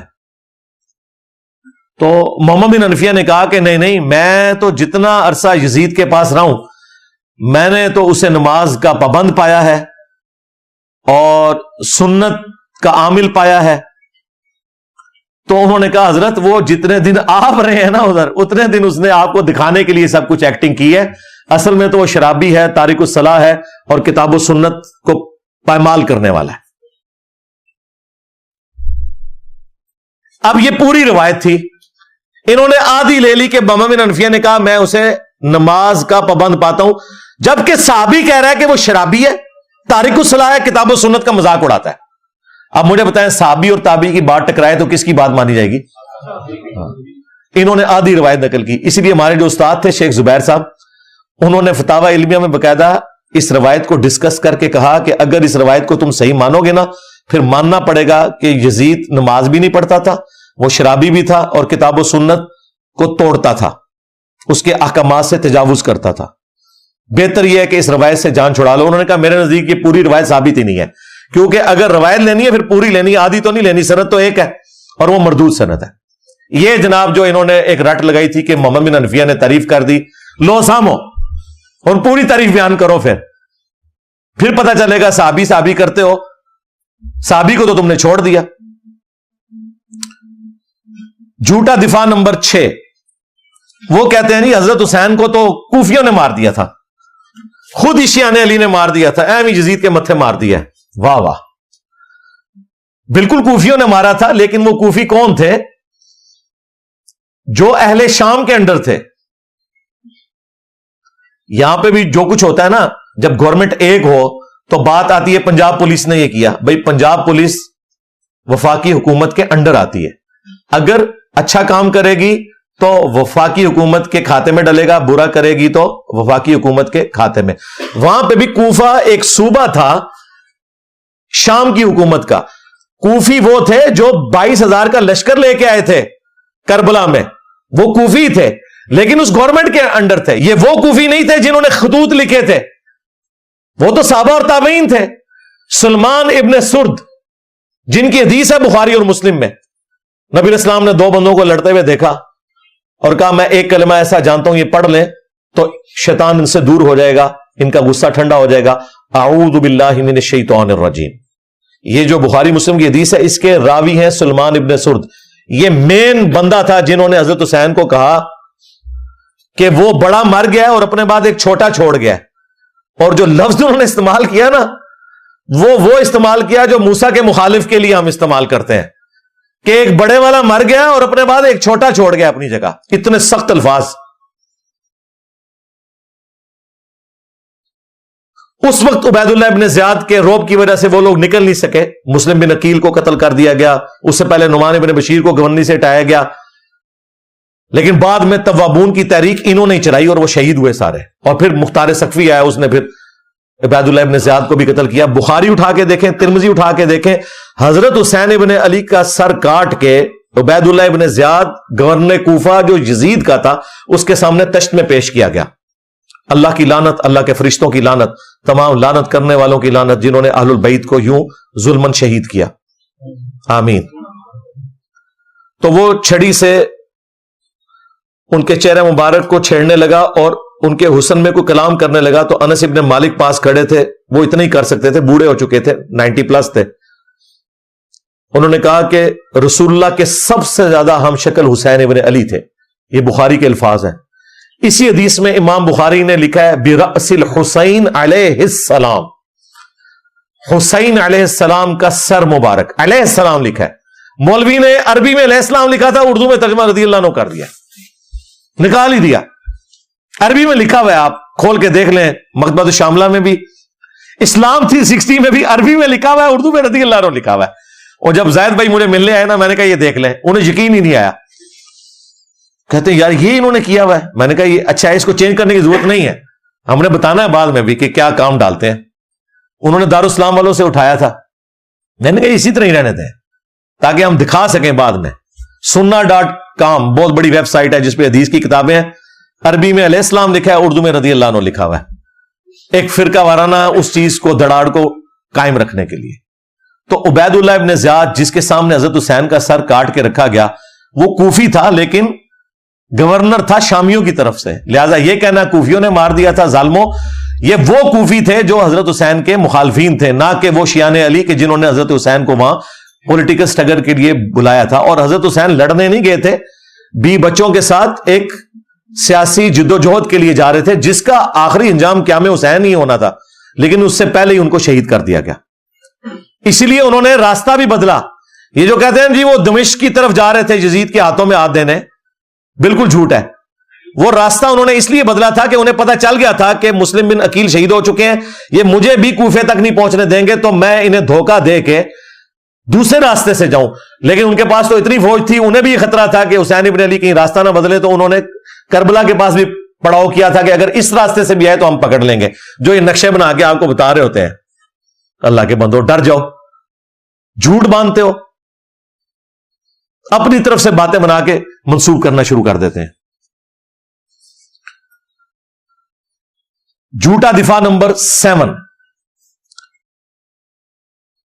جو اسی کے ساتھ جڑا ہے، وہ کہتے ہیں حسین علیہ السلام نے 3 شرائط رکھ دی تھی جی کربلا میں۔ انہوں نے تو خود عبید اللہ ابن زیاد کو کہا کہ مجھے یزید کے پاس جانے دو، میں اس کے ہاتھوں میں ہاتھ دے کے بیعت کر لیتا ہوں۔ واہ واہ واہ، سبحان اللہ۔ اگر یہ ہو جاتا تو عبید اللہ ابن زیاد نے لڑیاں ڈالنی تھی اور کہنا تھا یزید صاحب آپ کے ابا جی جو کام 4 سال تلوار کے زور پہ نہیں کروا سکے، دیکھیں میں نے کروا لیا ہے۔ اور یزید اسے کتنا انعام دیتا کہ میرے ابا جی جو کام نہیں کروا سکے، کہ حسین کی بیعت نہیں لے سکے، تم نے لی ہے۔ ظاہر ہے اس کے بعد تو پھر بنو امیہ کی حکومت لیجیٹمائز ہو جانی تھی نا، جب بنو ہاشم نے بیعت کر لی نبی علیہ السلام کے گھر والوں نے۔ آپ دیکھیں مسئلہ یہی تھا کہ جب تک حضرت حسین بیعت نہیں نہ کرتے وہ حکومت جو ہے لیجیٹمائز نہیں ہوگی، وہ تلوار کے زور کے اوپر ہے۔ تو یہ عقل مانتی ہے کہ عبید اللہ ابن زیاد یہ موقع جانے دیتا؟ کہتے ہیں دوسری شرط رکھی کہ مجھے مسلمانوں کے کسی بارڈر والے ایریا میں بھیج دیں، میں کافروں کے خلاف جہاد کروں۔ اس زمانے میں تو کافروں کے خلاف کوئی جہاد نہیں ہو رہا تھا، آپس کی خانہ جنگی تھی، یہ بھی بالکل فراڈ ہے۔ تیسرا جی مجھے مدینہ شریف واپس جانے دو۔ انہوں نے مدینہ شریف کو جانا تھا، انہیں تو راستے میں پتا تھا کہ مسلم بن عقیل شہید ہو چکے ہیں اور میرے ساتھ کیا ہوگا، ان کو تو حدیثیں پتا تھی کہ میرے بارے میں موجود ہے۔ یہ جس کتاب سے انہوں نے پیش کیا انصاب الاشراف، امام بلازری کی کتاب، اور کہتے ہیں یہ 3 شرائط موجود ہیں۔ اور وہ آئے دن آپ کو وہ جو ایک مماتی دیوبندیوں کا مولوی ہے نا، وہ بھی یہ بیان کرتا پھرتا ہے، پکا یزیدی ہے وہ۔ ایون آپ تو وہاں بھی اس کو اپنے پلیٹ فارم کے اوپر لے کے آتے ہیں، بندیالوی کو، اس کی میں نے طبیعت صاف کی تھی۔ کلن اور یاد آیا جے، میں انہوں نے دسیا سی تو قرآن بھی نہیں آتا، ظالم کتھو چیزاں چک کے کتنے فٹ پہ کرنا ہے۔ کلن وعد اللہ الحسنہ، اس کی میں نے تفسیر بھی بیان کی تھی، قرآن سے، بخاری سے، مسلم سے۔ یہ اس نے ذلیل حرکت کی کہ اس نے کہا یہ 3 شرائط تھی۔ انصاب الاشراف جو کتاب ہے نا، اگر اس کتاب سے یہ تم نے روایتیں ماننی ہیں تو پھر اس میں تو بہت کچھ لکھا ہوا ہے جو تمہیں ہضم نہیں ہوگا۔ اسی لیے ہمارے استاد شیخ زبیر علی زئی صاحب نے اگرچہ فضائل صحابہ کتاب میں یہ روایت نقل کی انصاب الاشراف سے، اور لکھا کہ اس کی سند حلال بن یساف تک تو درست ہے، لیکن یہ نہیں انہوں نے کنفرم کیا کہ حلال بن یساف واقعہ کربلا میں تھا یا نہیں، اور بعد میں اس کتاب سے ہی جان چھڑا لی، حلال بن یساف بھی فارغ ہو گیا۔ وفات سے پہلے انہوں نے فتاوی علمیہ میں مضمون لکھا کہ امام بلازری کی کتاب ثابت نہیں ہے، لیکن یہ انہوں نے کیوں کیا وہ آپ کو میں بتاؤں گا، یہ انہوں نے نہیں بتایا۔ یہ جب میری ان سے ڈسکشن ہوئی تو انہوں نے کہا کہ علی بھائی اگر ہم اس کتاب کو صحیح مانیں نا تو اس میں تو باقی روایتیں موجود ہیں، ان کا کیا کریں گے؟ میں 3 روایتیں پیش کرنے لگا ہوں الزامی جواب کے طور پہ، یہ نہ ہو اس کو کوئی کلپ کاٹ لے، وہ گلے پھاڑنے والے مولویوں نے میرا یہ کلپ کاٹ لیا تھا کہ اگر تم نے 3 شرائط والی کتاب انصاب الاشراف کو ماننا ہے تو اس میں یہ لکھا ہوا ہے یزید کے والد کے بارے میں کہ اس کا تابوت جہنم کی آگ میں ہے، جی یہ لکھا ہوا ہے۔ یزید کے والد کے بارے میں لکھا ہوا ہے کہ جب تم اسے دیکھو کہ میرے ممبر پہ چڑھا ہے اسے قتل کر دینا، اور پھر وہ مشہور روایت جس کا کوئی سرا پکڑا ہی نہیں دیتا تھا کہ اس روایت کا مقصد کیا ہے، وہ روایت بھی پوری اس کتاب میں لکھی ہوئی ہے۔ اگر اس کتاب کو صحیح ماننا ہے تو پھر آپ دیکھیں آپ کے ساتھ کیا ہوتی ہے۔ وہ روایت تھی مسند البزار میں مجموع الزوائد میں صحیح سند کے ساتھ کہ نبی علیہ السلام نے 3 لوگوں پہ لعنت فرمائی۔ آپ کے سامنے سے ایک اونٹ گزر رہا تھا، آپ نے فرمایا جو اونٹ پہ بیٹھا ہوا ہے اس پہ بھی اللہ کی لعنت، جو اونٹ کو ہانک رہا ہے اس پہ بھی اللہ کی لعنت، اور جس نے اس کی مہار پکڑی ہوئی ہے اس پہ بھی اللہ کی لعنت۔ یہ روایت ختم ہو جاتی ہے مسند البزار میں مجموع الزوائد میں۔ اب اس روایت سے کیا رزلٹ نکلے گا جب تک یہ نہ بتایا جائے کہ اس اونٹ کے اوپر وہ شراب لے کے جا رہے تھے، ایرون لے کے جا رہے تھے، چرس لے کے جا رہے تھے، لعنت کیوں ہوئی، وہ بندے کون تھے؟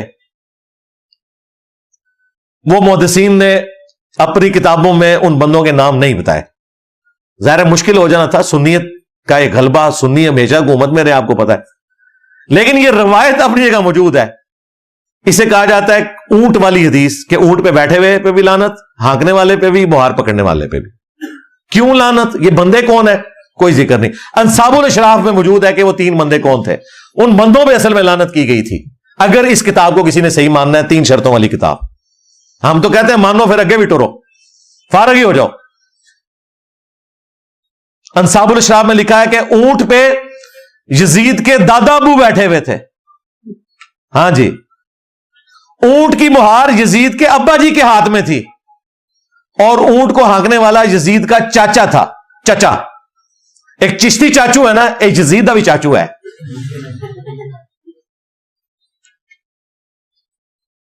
تو اب یہ 3 نام میں نے اس لیے نہیں بتایا کہ وہ پھر کلپ کو کاٹیں گے، میں نے آپ کو اشارتاً بتا دیا کہ اونٹ پہ یزید کا دادا بیٹھا ہوا تھا، مہار اس کے ابے کے ہاتھ میں تھی، اور ہانکنے والا چاچا تھا۔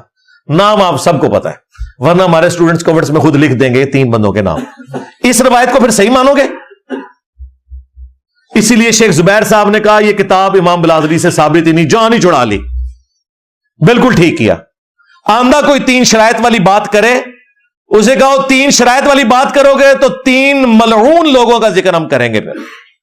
ہاں، وہاں 3 شرائط، یہاں 3 وہ لوگ جن پہ اللہ کے نبی نے لعنت فرمائی ہے۔ پھر ظاہر ہے یہ پیرلل میں آئے گا۔ اور صرف لعنت نہیں کہا کہ یزید کے باپ کا تابوت جہنم کی آگ میں ہے، یزید کے باپ کو جب ممبر پہ دیکھو تو اسے قتل کر دینا۔ یہ ساری روایتیں بتائیں گے، لہذا بہتر یہ ہے کہ انصاب الاشراف سے جان چھڑا لیں۔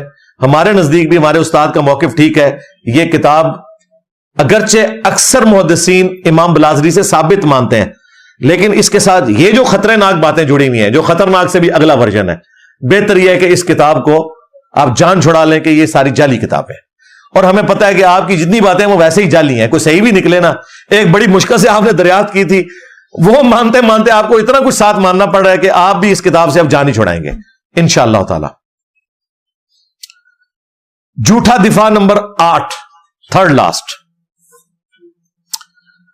وہ کہتے ہیں نہیں قسطنطینیہ والی جو بشارت ہے وہ یزید پہ فٹ ہوتی ہے۔ بخاری میں حدیث ہے، میری امت کا پہلا گروہ جو کیسر روم کے شہر پہ حملہ کرے گا وہ بخشے ہوئے ہیں۔ اچھا، قسطنطینیہ کا ذکر نہیں ہے، کیسر روم کا شہر یہ ذکر ہے۔ اور کیسرے روم کا شہر نبی الاسلام کے زمانے میں ہمس تھا. وہ تو بعد میں وہ بھاگ کے قسطنطنیہ چلا گیا جان بچانے کے لیے جب اسے نظر آیا کہ مسلمانوں کی فوجیں وہاں تک پہنچ جائیں گی. تو اگر اس کو مانا جائے تو یہ بشارت ابو عبیدہ ابن جرح رضی اللہ تعالیٰ عنہ پہ فٹ ہوتی ہے. اور اگر قسطنطنیہ کو آپ نے ماننا ہے تب بھی ذکر ہے پہلا لشکر. پہلا لشکر, کوئی بھی لشکر نہیں. قسطنطنیہ پہ تو درجنوں حملے ہوئے ہیں. پہلا لشکر کون سا تھا؟ وہ کہتے ہیں جی بخاری میں لکھا ہے کہ ابو ایوب انصاری رضی اللہ تعالیٰ عنہ اس لشکر میں شریک تھے. وہ فوت ہوئے اور یزید نے ان کا جنازہ پڑھایا. تو ثابت ہو گیا یزید جنتی ہے. ہم کہتے ہیں یہ ثابت ہوا, یہ کہاں سے ثابت ہوا کہ وہ پہلا لشکر تھا؟ اس میں تو نہیں لکھا ہوا پہلا لشکر. ہم آپ کو بتاتے ہیں وہ پہلا لشکر نہیں تھا, وہ 7واں لشکر تھا. اگر 2 لشکر بھی گئے ہونا تب بھی وہ پہلا نہیں ہے, وہ بعد والا ہے. پہلا لشکر وہ ہے جو سنن ابی داؤد میں موجود ہے. ایک صحابی کہتے ہیں ہم قسطنطنیہ پہ حملے کے لیے جب گئے, ہمارے لشکر کے امیر عبد الرحمن بن خالد بن ولید تھے, حضرت خالد بن ولید کے بیٹے, یزید نہیں تھا. اور ابو ایوب انصاری بھی ہمارے ساتھ تھے. انہوں نے ہمیں ایک آیت کی تفسیر سمجھائی. اور پھر ابو ایوب انصاری قسطنطنیہ کے تمام حملوں میں شریک ہوتے رہے, حتیٰ کہ ایک حملے کے دوران وہ فوت ہوئے اور وہیں پہ دفن ہوئے. آج بھی ان کا مزار موجود ہے ترکیے میں. اب وہ مسلمانوں کے پاس ہے نا, استنبول. تو ابو داؤد میں یہ حدیث موجود ہے کہ اس وقت جو لشکر گیا تھا اس کے امیر کون تھے؟ خالد ابن ولید کا بیٹا. اور اس کے بعد مسلسل وہ شریک ہوتے رہے حتیٰ کہ ایک حملے میں وہ فوت ہوئے. تو جس میں فوت ہوئے وہ تو بعد میں ہوگا نا, جس میں زندہ تھے وہ پہلے. تو اگر 2 بھی ہوتے تو پھر بھی وہ دوسرا ہے. ویسے یہ 7واں ہے. اور یہ جو میں بتا رہا ہوں یہ بھی پہلا نہیں ہے. اس سے بھی پہلے منذر بن زبیر لے کے گئے. وہ شیخ زبیر صاحب کے شاگرد ہیں, عبداللہ جابر دابانوی صاحب. انہوں نے پوری کتاب لکھی ہے, ہماری ویب سائٹ پہ رکھی ہوئی ہے کہ قسطنطنیہ پہ پہلا حملہ کس نے کیا تھا. بہرحال یہ تو نہیں بنتا, یہ انہوں نے پکڑا ہوا تھا. اور جگہ جگہ یہی وہ چیز ہے جو ابن تیمیہ نے سب سے پہلے چوہا چھوڑا, اسی کو لے کے پھر بعد کے لوگ چلے. حتیٰ کہ ڈاکٹر ذاکر نائک نے بھی جو یزید کو رضی اللہ عنہ کہا اور جنت لشکر والی بشارت اس کے اوپر فٹ کر کے تو خاری کمائی. میں نے اسی وقت ان کے خلاف ویڈیو ریکارڈ کروائی تھی اور ان کی علمی اصلاح کی کوشش کی تھی. باقی جو ان کی علمی خدمات ہیں وہ اپنی جگہ, لیکن یہ ان سے بہت بڑا بلنڈر ہوا ہے اور دعوت حق کو نقصان ہوا ہے ان کے اس ایٹیچیوڈ کی وجہ سے. تو میں نے کہا تھا یار ابن تیمیہ کی تقلید چھوڑو. میں نے بخاری اور ابو داؤد سے ثابت کیا ہے کہ وہ پہلا لشکر نہیں تھا. اور یہ ہمارے استاد شیخ زبیر صاحب نے پہلی دفعہ جرت کی الحدیث رسالے میں یہ پورا تحقیقی مضمون لکھا. پھر ہمارے جو دوسرے استاد تھے مولانا اسحاق صاحب, انہوں نے باقاعدہ اپنے جمعے کے خطبے میں شیخ زبیر صاحب کی تعریف کی اور انہوں نے کہا اس وقت ان سے بڑا کوئی محدث نہیں ہے. اب تو اہل حدیثوں کو اپنے گھر کی خبر پتہ چل گئی ہے کہ ان کے اپنے بڑے محدث نے بھی بتا دیا کہ یہ ابن تیمیہ نے غلط بشارت فٹ کی تھی, ڈاکٹر ذاکر نائک نے غلط فٹ کی تھی. احادیث کی روشنی میں قسطنطنیہ کا وہ والا لشکر جو پہلا لشکر تھا جس کے لیے بشارت تھی اس میں یہ شامل ہی نہیں تھا. اور جس زمانے میں گیا اس وقت تو یزید دودھ پیتا بچہ تھا, 6 سال سے کم ہی عمر تھی اس کی, بہت زیادہ بھی لگا لیں. فتح تو خیر یہ صحابہ سے بھی نہیں ہوا, قسطنطنیہ تابعین سے بھی نہیں ہوا, تبع تابعین سے بھی نہیں ہوا. یہ 9ویں صدی ہجری میں نبی الاسلام کی وفات کے آلموسٹ 900 سال کے بعد 850 تقریباً سال کے بعد یہ فتح ہوا. 19 مئی 1453 سلطان محمد فاتح, اس کے اوپر انہوں نے ایک فلم بھی بنائی ہے ترکی والوں نے. آج چل رہا ہے 7 محرم 1446 ہجری بمطابق 14 جولائی 2024. یہ فتح ہوا 19 مئی 1453, یعنی آلموسٹ 8 سے سمجھ لیں 600 سال پہلے. ارطغرل کی اولاد میں سے جو 7واں سلطان تھا سلطان محمد فاتح, اس کی عمر اس وقت 24-25 سال تھی. اس نے قسطنطنیہ کو فتح کیا, لیکن وہ فتح کرنے والے کے لیے بشارت نہیں تھی, بشارت تھی جس نے پہلا حملہ کیا. وہ فتح کرنے والے کے لیے جو بشارت ہے مسند احمد میں کہ وہ بڑا اچھا امیر ہوگا, وہ روایت سندن صحیح ثابت نہیں ہے. لیکن جو جنت کی بشارت تھی وہ پہلے لشکر کے لیے تھی. یہ جناب ٹوٹل ان کی گیم تھی جس سے انہوں نے جنتی اسے ڈکلیئر کیا ہوا تھا. اور یوں آگے ہم نہیں کہتے وہ جہنمی ہے, اس کا معاملہ اللہ کے سپرد, لیکن جھوٹی بشارتیں تو جنت کی فٹرا نہ کریں. سیکنڈ لاسٹ جھوٹا دفاع نمبر 9, کہتے ہیں جی اللہ تعالیٰ چاہے تو یزید کو بخش بھی سکتا ہے. دیکھیں کیسے غیر محسوس طریقے سے اس کی جھوٹی وکالت کرتے ہیں. کہتے ہیں جی آپ کو کیا تکلیف ہے؟ ہمیں کوئی تکلیف نہیں بھائی, ہم تو کہتے ہیں سارے بخشے جائیں, کوئی مسئلہ نہیں. یہ اللہ کا اپنے بندوں کے ساتھ معاملہ ہے, ہمارے ساتھ کوئی اس کا معاملہ نہیں ہے. لیکن آپ جھوٹی جنت کی بشارتیں فٹ کرو, یہ بالکل غلط ہے. اور دوسرا, یہ اتنا آسان معاملہ نہیں ہے. کہتے نہیں قرآن میں لکھا ہے اللہ تعالیٰ چاہے تو شرک کے سوا ہر گناہ معاف کر سکتا ہے. بالکل, ان اللہ لا یغفر ان یشرک بہ ویغفر ما دون ذلک لمن یشاء.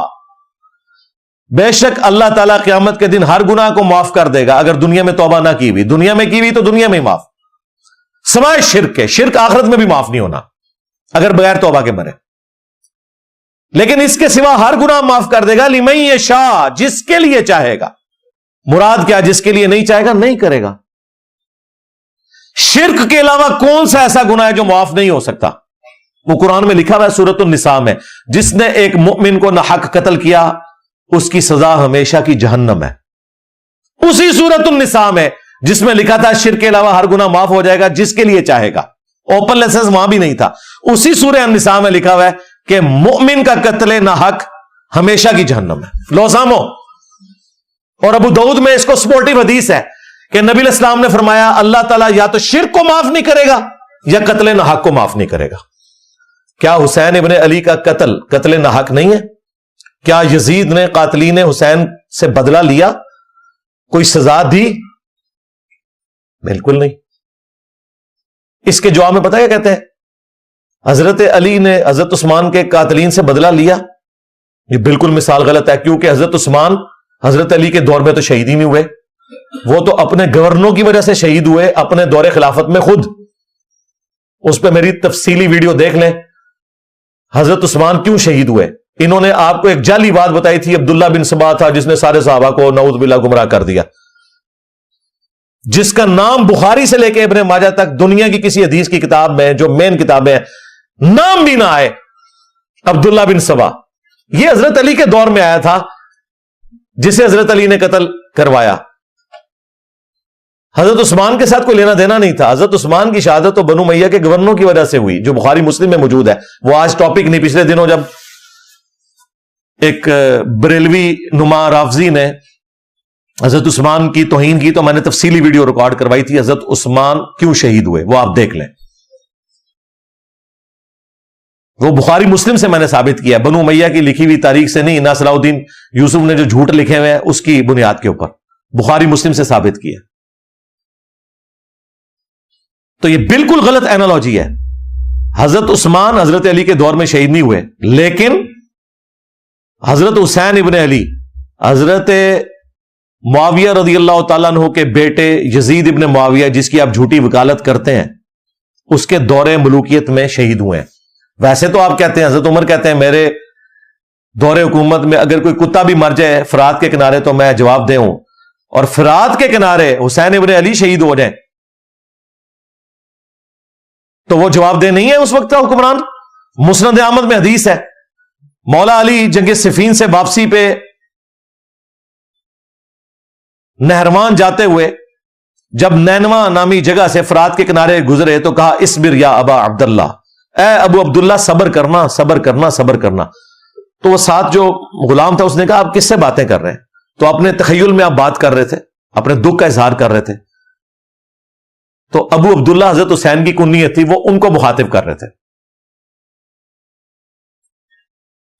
پھر انہوں نے کہا کہ میں ایک دن نبی علیہ السلام کے پاس حاضر ہوا اس حال میں کہ حضور نے حسین کو اپنے ہاتھوں میں اٹھایا ہوا ہے, آپ کی آنکھوں سے مسلسل آنسو جاری ہیں.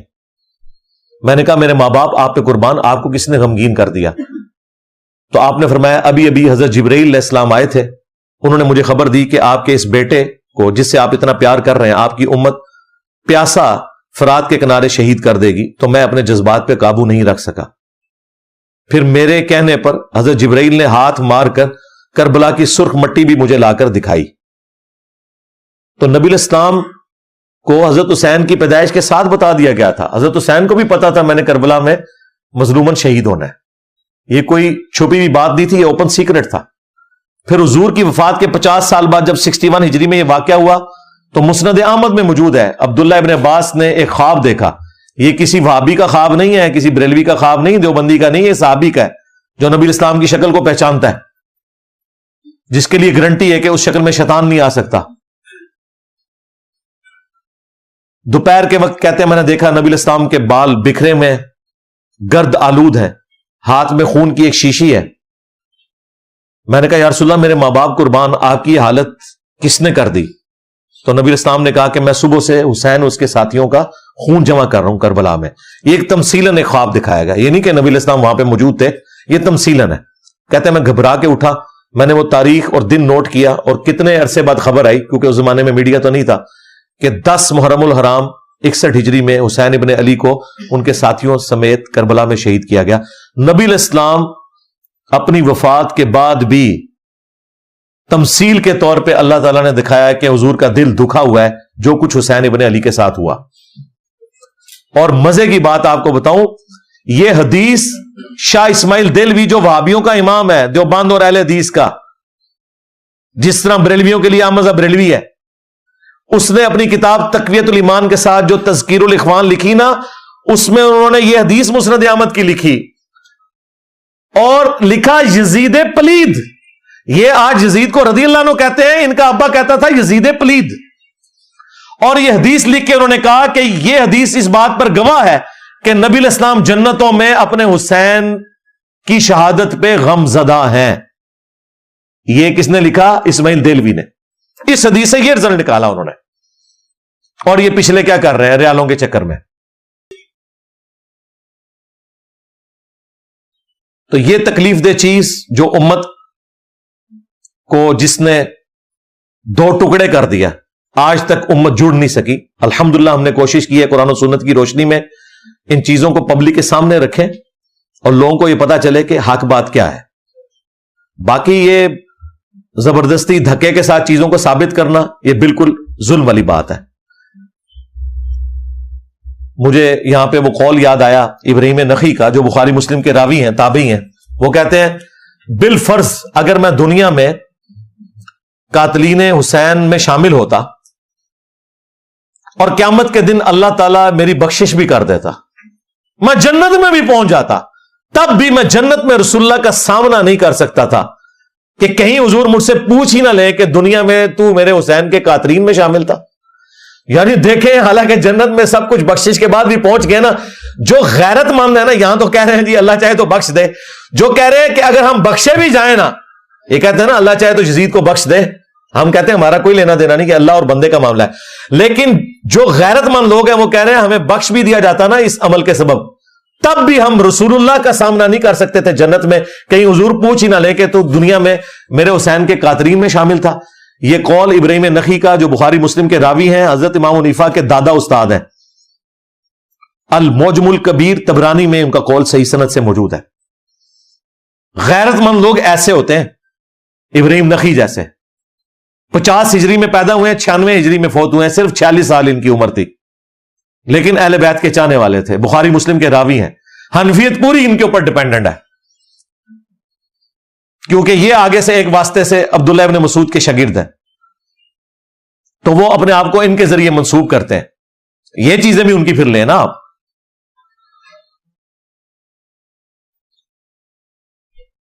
دسواں جھوٹا دفاع آخری، وہ ہے بات تو سچ ہے مگر بات ہے رسوائی کی۔ کہتے ہیں جن یہ سب باتیں آپ کی ٹھیک ہیں، لیکن یہ تو شیعوں والی باتیں، یہ آخری حربہ ہوتا ہے ان کے پاس، یہ تو رافضیوں والی باتیں ہیں، یہ آپ سنی ہو کے شیعوں والی باتیں کر رہے ہیں۔ جی جی بالکل، جس طریقے سے جب وہابی لوگ قل انما انا بشر مثلکم پڑھتے ہیں نا اور بتاتے ہیں کہ نبی الاسلام بھی اسپیشی میں انسان تھے، مرتبے میں نہیں، اسپیشی ہونے میں،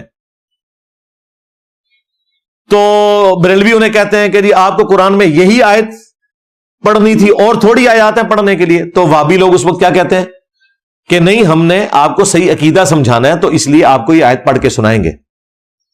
بریلویوں کو بھی لگتا ہے کہ قل انما انا بشر مثلکم، یہ وہابیوں والی باتیں ہیں، حالانکہ یہ اللہ نے نازل کی ہوئی ہے۔ تو وہابیوں کو اب اس تکلیف کا اندازہ ہوگا کہ جب آپ آیت پیش کریں اور آپ کے مخالفین یہ کہیں کہ یہ وہابیوں والی باتیں ہیں اور اس کی وجہ سے قرآن و حدیث کا انکار کر دیں۔ آپ بخاری مسلم سے نماز کا طریقہ دکھائیں، وہ کہتے ہیں طریقہ تو ٹھیک ہے لیکن وہ بھی اس طرح نماز پڑھتے ہیں اس لیے ہم نے نہیں پڑھنی. یہ بھی اکثر لوگ یہی دلیل پیش کرتے ہیں. پھر وہ گستاخانہ نماز ٹھیک ہوگی تو اس وقت ان کو کتنا برا لگتا ہے کہ ہم آپ کو بخاری مسلم پیش کر رہے ہیں، آپ ہمیں یہ باتیں کر رہے ہیں. بالکل اس طریقے سے جب ہم بخاری مسلم سے بنو امیہ کو ایکسپوز کرتے ہیں اور آپ ہمیں کہتے ہیں یہ شیعوں والی باتیں، تو آپ ہمیں نہیں گالی دے رہے، آپ تو امام بخاری امام مسلم کو گالی دے رہے ہیں. ہمیں تو دے ہی نہیں رہے. نہیں یہ بخاری مسلم عوام کے لیے نہیں لکھی گئی تھی. اچھا عوام کے لیے نہیں لکھی گئی، آپ کی تو ساری عوام بخاری مسلم پڑھ کے ہی رفع الیدین شروع کر رہی ہے. اگر اس وقت اپنے مولویوں کی بات سن لیتی کہ بخاری مسلم عام آدمی نے نہیں پڑھنی تو دیوبندی بریلوی مر جاتی. خود پڑھا ہے نا تبھی ادھر تک پہنچے ہیں. اور یہ آپ کی بات بالکل غلط ہے کہ عوام کے لیے نہیں لکھی گئی. امام مسلم نے مقدمے میں لکھا ہے کہ میں یہ عوام الناس کے لیے مسلم شریف لکھ رہا ہوں. اور بنو امیہ کے بارے میں جتنی وہ خطرناک بلکہ خطرناک روایتیں ہیں نا وہ ساری مسلم شریف کے اندر ہیں. بخاری میں بھی ہیں، مسلم میں تو بہت زیادہ ہیں جو انہیں ہضم نہیں ہوتی. تو امام مسلم تو کہہ رہے ہیں میں عوام کو بتانے کے لیے روایتیں لکھ رہا ہوں. پھر آپ کیا کریں گے؟ وہ روایتیں کون کون سی ہیں وہ آج میں ٹاپک نہیں بنا رہا ورنہ ٹائم بہت زیادہ لگ جائے گا. اس کے لیے آپ میری وہ ویڈیو دیکھیں کربلا کیوں ہوئی، اور میرا ریسرچ پیپر جو اینڈ پہ آپ 500-600 لوگ جتنے ہیں سب کو ملے گا، اس کا میں تعارف بھی کروا دیتا ہوں. اس میں یہ ساری ڈیٹیلز موجود ہیں. فی الوقت اسے میں کنکلوڈ کروں گا. ان کے بڑے ہمارے بڑوں کو اسی طرح گالی دیا کرتے تھے کہ یہ تو رافضیوں والی باتیں ہیں. ہمارے امام محمد بن ادریس الشافعی المتوفا 204 ہجری، ان کو یہ شعر کہنا پڑا، ان کان رفضا حب آل محمد فلیشہد الثقلان انی رافضی. اگر اہل بیت کی محبت کا نام رافضی ہونا ہے تو جن و انس گواہ ہو جاؤ کہ میں رافضی ہوں. یعنی اگر تم گالی دیتے ہو تو ٹھیک ہے میں رافضی ہوں. بالکل اس کو میں نے ایڈ کیا ہے کہ اگر قرآن و سنت کی سچی توحید بیان کرنے کا نام وہابی ہونا ہے تو میں وہابی ہوں. اگر نبی الاسلام سے محبت کا اظہار کرنا بریلوی ہونا ہے، اگر غلوف کے درجے میں نہ ہو تو میں بریلوی ہوں. اگر صحابہ کرام کے دفاع کا نام دیوبندی ہونا ہے تو میں دیوبندی ہوں. اور اگر اہل بیت سے محبت کے اظہار کا نام رافضی ہونا ہے جس طرح کہ امام شافعی نے کہا تو میں شیعہ رافضی ہوں. بلکہ انہوں نے رافضی لفظ استعمال کیا، شیعہ بھی نہیں استعمال کیا. اس زمانے بھی ان کے بڑے ہمارے بڑوں کو گالیاں دیا کرتے تھے اور ہمارے بڑے پھر اس طریقے سے انہیں جواب دیا کرتے تھے. نہ یہ ہمارے بڑوں کا مقابلہ کر سکے نہ ان کے چھوٹے ہمارا مقابلہ کر سکے اللہ کے فضل سے الحمدللہ. اینڈ پہ میں وہ اپنے 5B ریسرچ پیپر کا تعارف کروا دیتا ہوں. واقعہ کربلا کا حقیقی پس منظر 72 صحیح الاسناد احادیث کی روشنی میں. 72 کا ٹائٹل میں نے شہدائے کربلا کی نسبت سے لیا. روایتیں اس میں 200 سے زیادہ ہیں. اکثر بخاری اور مسلم سے ہیں، اور جو بخاری اور مسلم سے ہٹ کے روایتیں ہیں نا ان میں نے دور حاضر کے جو بڑے بڑے محدثین ہیں، شیخ البانی ہوں، شیخ زبیر لیزئی ہوں، شیخ شعیب ارنوت ہوں رحمہم اللہ اجمعین، یا ابھی جو زندہ ہیں ان میں سے شیخ غلام مصطفیٰ ظہیر صاحب، سلیم اسد صاحب اور باقی لوگ، ان کی تحقیم لگائی ہے. کوئی ایک روایت بھی ایسی نہیں ہے جس کے اوپر صحت کا حکم کسی نہ کسی محدث کا موجود نہ ہو. یہ ہو سکتا ہے کہ کسی روایت کو البانی نے صحیح کہا، دوسرے امام نے ضعیف کہا، یا دوسرے امام نے صحیح کہا اور البانی نے ضعیف کہا. امام حاکم نے تصحیح کی تو زابی نے ضعیف کہہ دیا، اور کسی روایت کو امام زابی نے بھی صحیح کہا، امام حاکم نے بھی صحیح کہا. یہ ہو سکتا ہے، لیکن یہ نہیں ہوگا کہ کوئی ایک روایت ایسی ہو جسے کسی نے بھی صحیح نہ کہا ہو. اور میں نے اس لیے ڈالی کہ جو جس امام کے ساتھ ایگری کرتا ہے اس سے وہ روایت لے لے. ہمارا مقدمہ تو بخاری اور مسلم سے ثابت ہوتا ہے، اللہ کے فضل سے ہمارا مقدمہ تو اس سے ہی ثابت ہو جاتا ہے. یہ 2812 عمار کو ایک باغی جماعت قتل کرے گی، عمار انہیں اللہ اور جنت کی طرف بلائے گا، وہ جماعت جہنم کی طرف بلائے گی. بخاری شریف کی 2812 ہمارا مقدمہ تو اسی سے ثابت ہو جاتا ہے. لیکن پھر بھی 200 روایتیں ہیں. وہ پمفلٹ عربی میں بھی ہے، اردو میں بھی ہے، ہندی میں بھی ہے، انگلش میں بھی ہے، بنگلہ زبان میں بھی ہے. ہماری ویب سائٹ ahlsunnatpak.com سے فری ڈاؤن لوڈ کریں، اور اس کی ہارڈ کاپی پاکستان میں اگر آپ نے منگوانی ہے تو صبح 9 سے لے کے شام 5 بجے تک ہماری اکیڈمی کا نمبر کھلا ہوتا ہے 032159000162. صرف ڈاک کا آپ 500 روپیہ خرچہ دیں گے، وہ فری آپ کے گھر آئے گا. ریسرچ پیپر 32 پیجز کے اوپر ہے، کلرڈ. اس کے ساتھ مزید 11 اور بھی ہیں، 3 اذکار کارڈ اور ٹوٹل 9 ریسرچ پیپرز کی 12 کا پیکج بالکل فری آپ کے گھر آئے گا. صرف ٹی سی ایس کا آپ نے 500 خرچہ دینا ہے. پورے ملک میں لاکھوں جا چکے ہیں. یہاں جتنے لوگ آتے ہیں ان سب کو بھی ہم دیتے ہیں. یہاں ہم نے صرف ٹوکن منی اس کی 100 روپیہ رکھی ہوئی ہے تاکہ جس کو قدر ہے وہ لے کے جائے. ویسے اس کی لاگت جو ہے وہ 500 سے بھی زیادہ ہے، وہ اکیڈمی برداشت کرتی ہے. ظاہر رنگین پرنٹنگ ہوئی ہوئی ہے، اس کی تو فوٹو کاپی نہیں ہو سکتی 500 روپے میں. یہ کلرڈ سارے ریسرچ پیپرز آپ کو انشاءاللہ درس کے اینڈ پہ مل جائیں گے.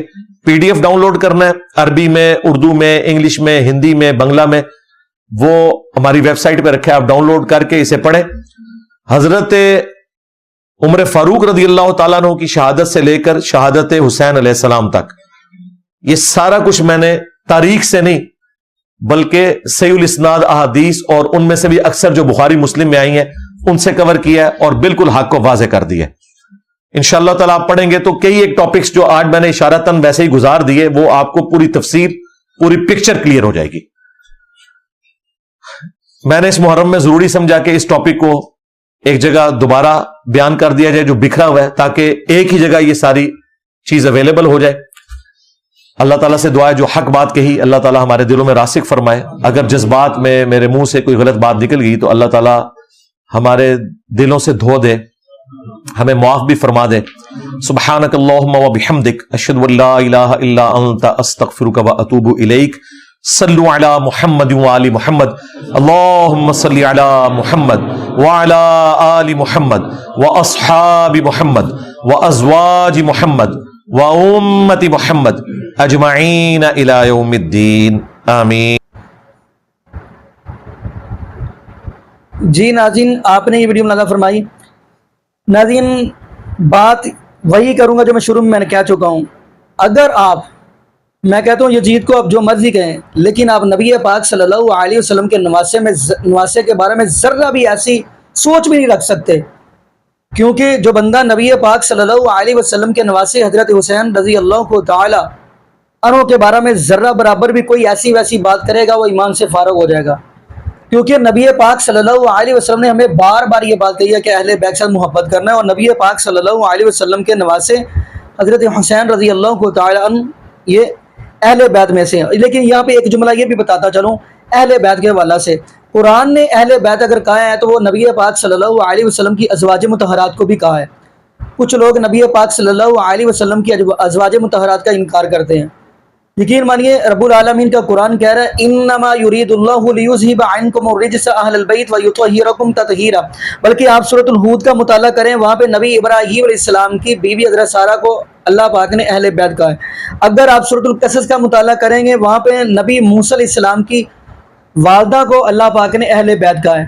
باقی ناظرین انشاءاللہ باقی لمبی چوڑی جو گفتگو پھر انشاءاللہ نیکسٹ ہوگی. باقی یہاں پہ ہم دعا کرتے ہیں اللہ پاک ہمیں نبی پاک صلی اللہ علیہ وسلم کی شریعت کے مطابق زندگی گزارنے کی سیکھ دے، اور اللہ پاک ہمیں 5 وقت کا پکا سچا نمازی بنائے. اور جتنے بھی بے اولاد جوڑے ہیں اللہ پاک سب کو نیک نورینہ صحت تندرستی والی ایمان والی لمبی زندگی والی اولاد عطا فرما دے. جزاکم اللہ خیرا، احسن الجزاء. السلام علیکم ورحمۃ اللہ وبرکاتہ.